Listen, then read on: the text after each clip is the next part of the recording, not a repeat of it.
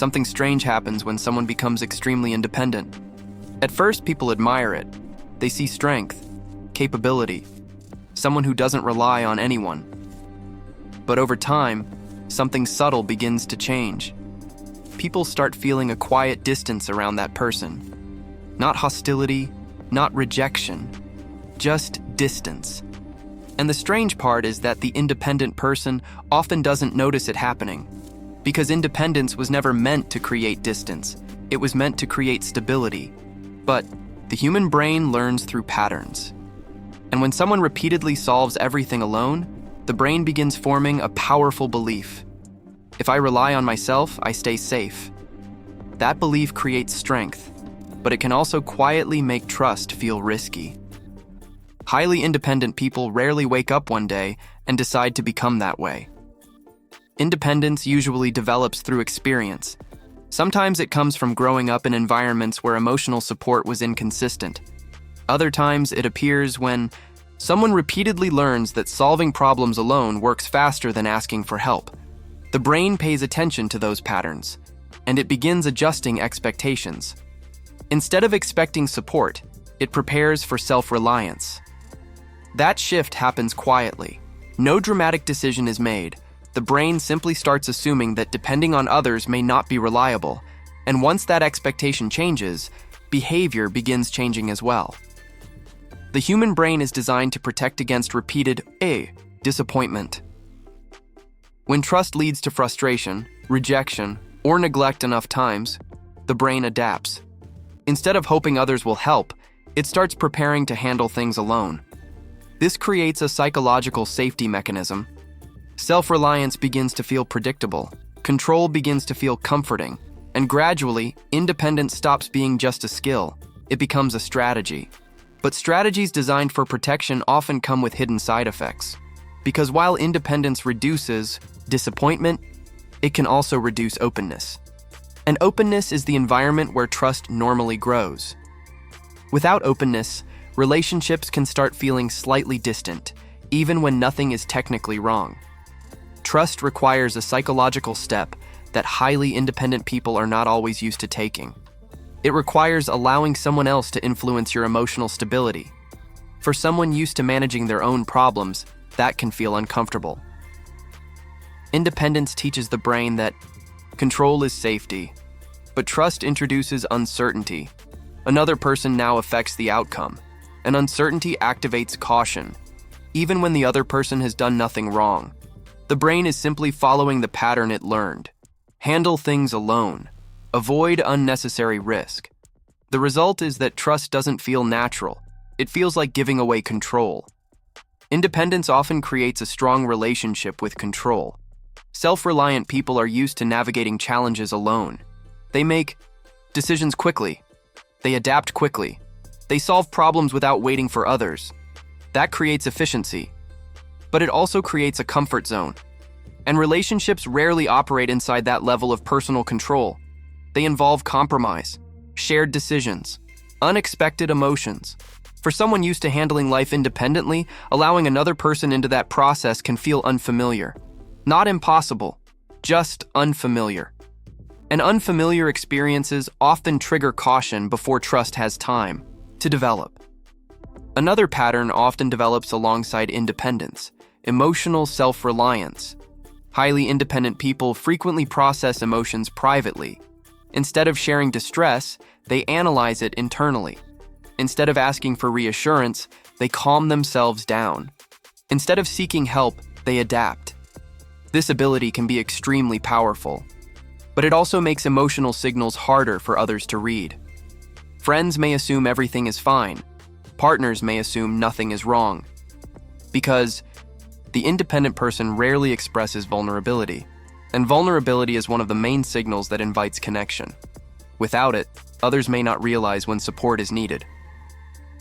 Independence can also be misunderstood by others. Some people admire it, others feel pushed away by it. When someone appears completely self-sufficient, friends sometimes begin wondering something quietly.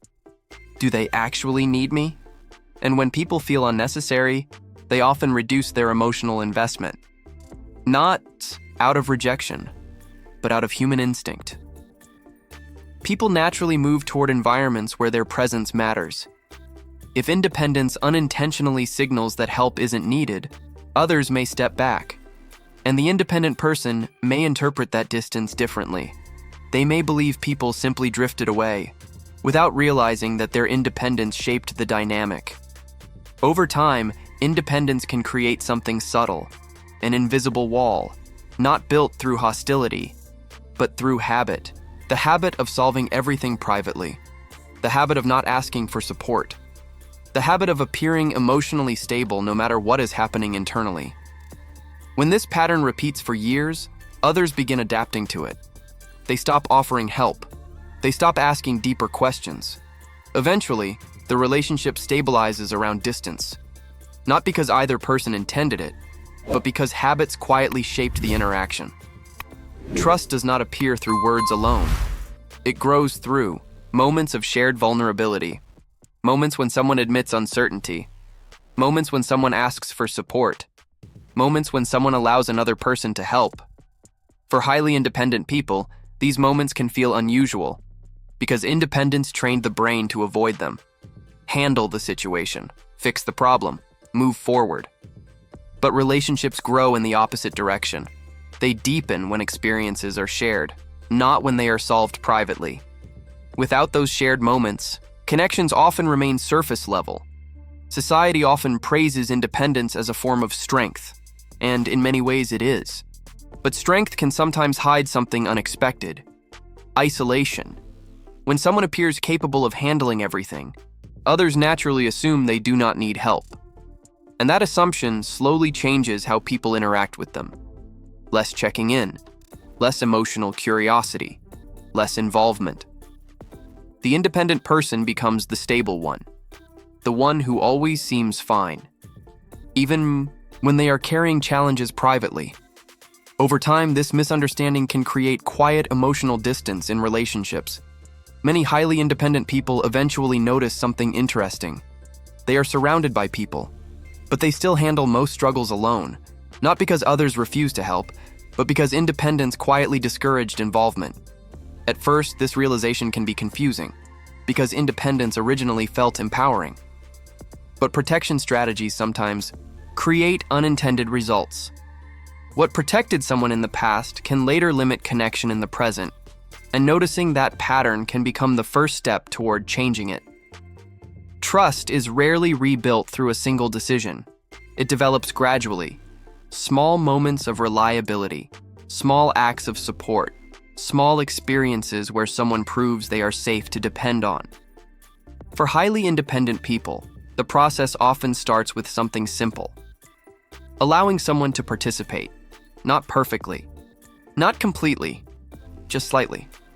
Because trust grows through experience, and experience only happens when independence allows a little space for connection. True independence does not reject connection. It simply means having the ability to stand alone when necessary, but also allowing others to stand with you when they want to. That balance is where both strength and connection exist together, without losing either. Many independent people eventually discover something important: the ability to rely on yourself creates resilience, but the ability to trust others creates depth in relationships. Both matter, and both can coexist. Highly independent people are not incapable of trust. They simply learned independence earlier than most.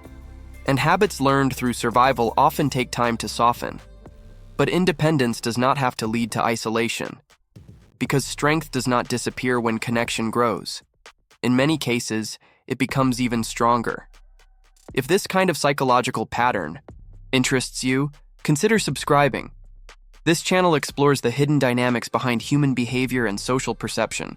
Because sometimes the most important things shaping our relationships are the patterns we never notice.